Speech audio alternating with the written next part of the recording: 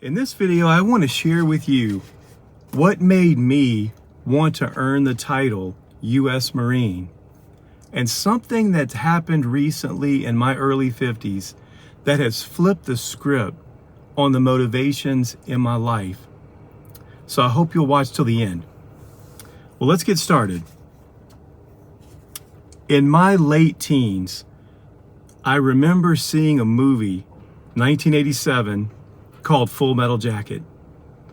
And when I saw, sitting in my house in Baton Rouge, Louisiana, when I saw Gunnery Sergeant Hartman walk down the squad bay, banging the garbage can, throwing it around, and getting those scumbags in line, as he would say, and a lot more, I remember thinking, that's what I want to do. And my wife asked me, so you saw these young men being berated and degraded and whipped into shape, and that's what you wanted to do? And I said, 100%. We have a cadence or a mantra. I want something a little bit more. I want a life that is hardcore. And that's what I wanted to be. I was 17 years old. I was working at the Sonic drive-thru. And I remember, I want to be a hardcore U.S. Marine. And so I signed the dotted line. My dad brought me to the recruiter, and I was put in the delayed entry program.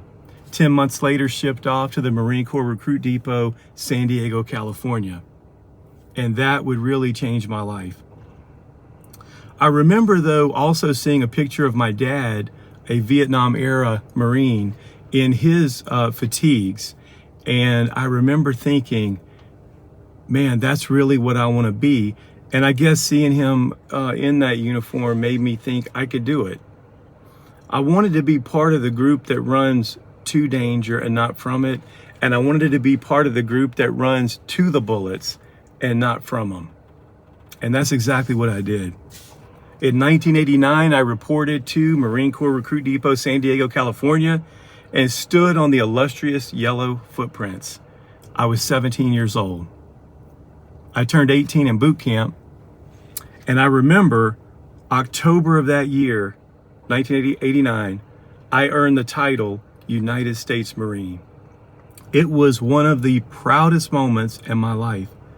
I would later get out and earn my college degree. I would have a master's degree, other certifications. Nothing would compare with graduation day and becoming a U.S. Marine, except the birth of my two children. That did eclipse it, and it should. Earning the title of U.S. Marine is blood, sweat, and tears, not just memorizing information. And then I remember a little bit later, maybe into 1990, I was serving in Okinawa, Japan. And of course, being a private or a private first class, I was assigned to 30 days of mess duty. So I'm in the pot shack, and which we illustriously called where you scrub the pots and pans. And I remember being in the pot shack and thinking, man, this isn't what I joined for. And then I saw the Armed Forces newspaper. I forget what it's called, but it came out. I remember reading it, largest troop buildup since Vietnam. And I want to say it said largest troop buildup since World War II. I immediately contacted my platoon sergeant and I said, Staff Sergeant, I volunteer to go. If there's any options from our platoon, I volunteer to go. And he said, Tag, you're it. We're glad you volunteered. And I don't know when it was, maybe a few days later, a few weeks later, I remember overnight being carted around the base to get desert camo and lined up to ship out to Saudi Arabia. And I remember when I got there, not only had I volunteered for Desert Shield and would become Desert Storm, the first Gulf War, but when I got there, I was in the port of Al Jabal, and we were unloading tanks off of Navy ships. And we'd get on there and drive them down the ramp and unload them. And then I remember there was an opportunity to go up north, we called it, to Kuwait, to the front lines. And I volunteered for that. And I ended up being shipped up there where I would serve on the front lines with the U.S. Marines at the elbow of Kuwait. And I remember seeing a group. I don't remember what nation it was, but they were coming back out of Kuwait, and we were going into that area. And I remember thinking they were giving us peace signs, and I remember thinking this is exactly what I signed up to do, to go to the danger, not from the danger. And I was glad to be there. As my kids say, that's the real T. It's simplify, do or die. And it's not just a motto, it's real. Second motivation for me was I come from a family of military heroes. My grandfather served in World War II in the Army. He was on Normandy D-Day +6. So apparently these waves went on for days. And so on the 6th day, he landed on the beaches of Normandy, and he ended up becoming a POW in World War II, a living hero. I remember being a teenager and asking him, Granddaddy, what did you serve in World War II? And I remember him saying, oh yeah, I was in France and Italy. And that meant nothing to me. It sounded like a vacation, where you go for vacation. And so I have so many questions I wished I would have asked him, but he was a living hero. And incidentally, when he passed away, I went with my dad to clear out where he was living. And right on the table by his front door, he had a picture of me in my dress blues, my boot camp graduation picture. My dad was a Vietnam era Marine, as I mentioned, a hero to me. When I was in boot camp, I would often picture him standing over by the shrubbery, if you've been to MCRD San Diego, by the pull-up bars, and I would try to crank out one or two more, kind of visioning him there. I had an uncle that was a Marine in Korea, and then my younger brother, was Army Airborne Air Assault. Would have gone to the Q course, but got out to take care of his family. So I come from a family of military heroes. And number 3, I love my country. When I would see the red, white, and blue, when I would see the American flag waving, it would and still does give me chills. At Camp Pendleton, during the second phase of boot camp of recruit training, we would go out. I don't remember if it was a 12 or 16 mile hump, but we were heading out of the base camp into the mountain region. And I remember we go right by Old Glory, right by the U.S. flag waving, and I would just get chills, and it made me remember why I signed up. And then number 4, and some of you older vets will enjoy this one, I didn't have a lot of options, okay? There was no bright futures like we have here in Florida for high school graduates at different levels. There was no TOPS like they have in Louisiana.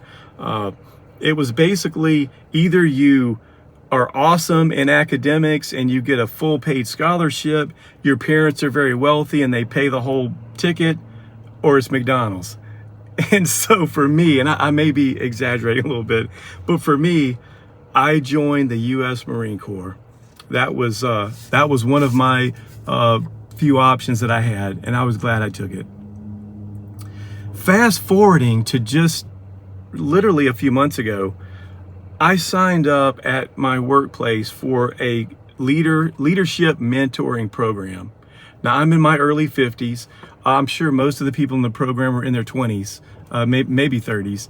I may have been the oldest person there, but I signed up for it. And when someone asked me, why did you sign up for this program? I said, well, because there's a lot I haven't learned yet. And there's still a burning fire in me to be everything I can and to accomplish everything I can.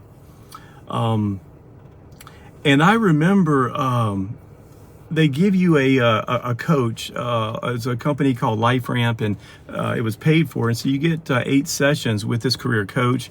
Also had a mentor at my workplace who's been amazing. And but I remember my career coach saying to me this statement. She said, kind of, what's your motivation? Like, why have you done this and this college and all of these certifications and what have you? And I said, well, as a Marine, we were trained. You find the hardest thing to do, the hardest route to get there, and do that. And she said to me, I hope you don't still do that. And I remember hearing that and thinking, do what? What did you just say? Now, I didn't say it that way. I didn't put it that way. But inside, I was thinking, what did you just say? And she said this. She said, I don't want you to find the hardest thing to do and do that anymore. I want you to find what gives you fulfillment in your life and do that. And man, that hit me hard. Over 50, trying to find what now? What's that hill to charge now? What's that pursuit now? And don't pick the hardest thing, but find what brings you the most fulfillment and do that. And you know what came out of that? And I'm still in the process of that. What came out of that was serving veterans. I had recently gotten VA disability and healthcare benefits through the help of some Afghanistan and Iraqi veterans that I worked with. Really wanted to take care of us Gulf War vets and the Vietnam vets. And so really looking after me and help me to get into the system and get VA healthcare and get the VA disability. And then I was able to learn that process and in 4.5 months become 100% PNT with SMC. And then other vets coming say, hey, help me with this. Hey, I don't know why my claim stuck with this. And hey, what kind of health care did you get with that? And I began to see that I could have an impact on veterans. That many were just kind of seeking me out to get help to get the benefits they've earned and they've deserved.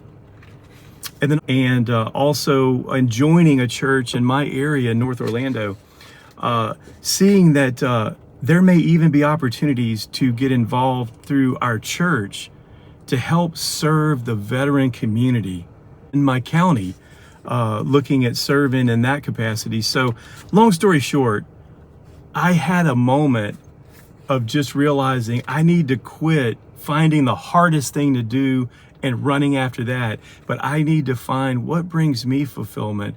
And what that is at this point in my life, I'm discovering is serving the veteran community, serving those who serve. That's why I'm making this video right now. That's why I've stood up this new channel. And I want to ask you, if you've gotten anything out of this video, I hope you would like it. Possibly subscribe to my channel, share this video. Please leave me a comment. I would love to hear from you. This is my 5th video, I believe. I believe it's 5th or 6th video. And I've heard already from so many awesome vets in the veteran community, not just Marines, all veterans, all ages, peacetime, wartime, it doesn't matter. I just have this compelling passion to serve the veteran community. I'd love for you too to leave me a comment. What is your passion? What is your fulfillment? Have you had any kind of light bulbs go off like this? Whether you're older, younger, in between, what is it that motivates you? And I would love to hear if you've had any life shifts, any transitions, and how you went about that. So thank you so much for watching this video, and I'll see you in the next one.